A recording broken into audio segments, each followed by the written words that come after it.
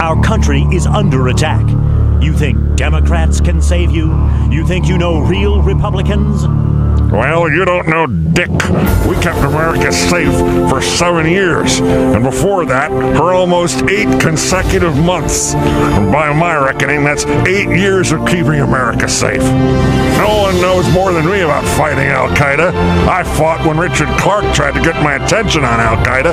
I fought to get our boys away from Al-Qaeda when I discovered WMD in Iraq. I fought Al-Qaeda for longer than it took Democrats to fight Mussolini, Trojo, and Hitler combined. Dick Cheney, a family man with family values, who made new family members every time it looked like he might have to go to Vietnam. Dick Cheney, because no one can clean up his messes like he can. I'm Dick Cheney, and I approve this message, but you'll never prove it because the meeting was closed to the public. No one took minutes, and Scooter Libby's willing to lie about it anyway.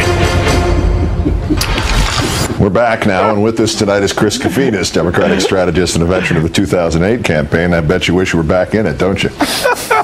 That was really good. Thank you. That was Jonathan Larson wrote that. That was pretty good stuff.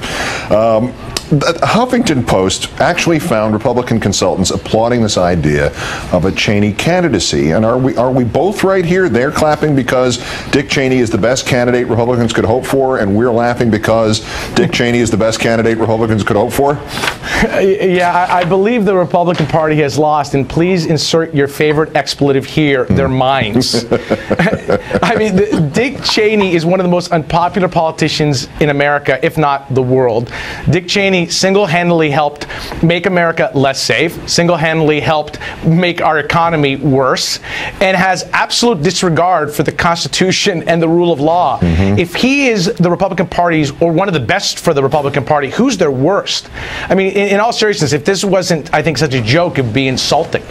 But the Wall Street Journal notion is that if Al-Qaeda were to strike again here, which half the people on Fox now seem to be advocating, that would somehow vindicate the administration that failed to eliminate Al-Qaeda despite spending 7 years and hundreds of billions of dollars and all of our international support on it. I mean, the one indisputable fact to explain any future Al-Qaeda attack, whether it's a Democratic administration in charge or a Republican one, is that Al-Qaeda still exists, and that is due solely to the Bush-Cheney failure, isn't it? That's correct. You know, what's amazing is the Republican Party, and Dick Cheney in particular, has an incredible ability to rewrite history and ignore their own record. Well, you know, let's talk about their record. You know, one, they failed to destroy Al-Qaeda. They started a war in Iraq, invaded a country that we didn't need to. They screwed up the war in Afghanistan. They worsened our relationships with our allies.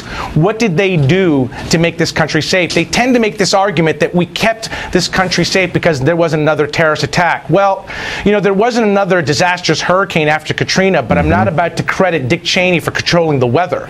I mean, it is just a laughable argument, and it ignores the real record of the Cheney-Bush era, to be more accurate. So what is then the political calculus of floating Cheney in 2012? Is it just to try to plead with some younger Republican to perhaps consider running for president? Well, you know, I don't know. I think part of this has to do less with Dick Cheney and more about this, you know, this calculus about the "I told you so" strategy, and you mentioned it, and I think this is really starting to go out there amongst the Republican talking heads. This argument that if we get attacked again, it's of course going to be President Obama's fault, ignoring the fact that this previous administration, Bush Cheney, made this country less safe again and again and again. I think that's a key part of it, is trying to make this argument that, you know, if we get hit, they're going to go out there and immediately say, "You see, we told you so." It is a really sinister and I think despicable argument to be making. Let's try to end it on a brighter note. Could there be any better for Democrats Christmas or Hanukkah or Kwanzaa or Atheists' Day gift than this possibility of this phrase, Cheney-Palin 2012? Yeah, Cheney-Palin 2012. I can only imagine their slogan. You know, vote for us. We'll screw up America worse. I mean, listen. The reality is, I mean, I think, you know, we can dream of it. It is not going to happen. He is not a viable candidate, and even the Republican Party, as suicidal as it sometimes seems, isn't about to go down that path. Yeah. It would be a disastrous choice. Yes, but he'd be a hell of a dictator. It would be a hell of a dictator.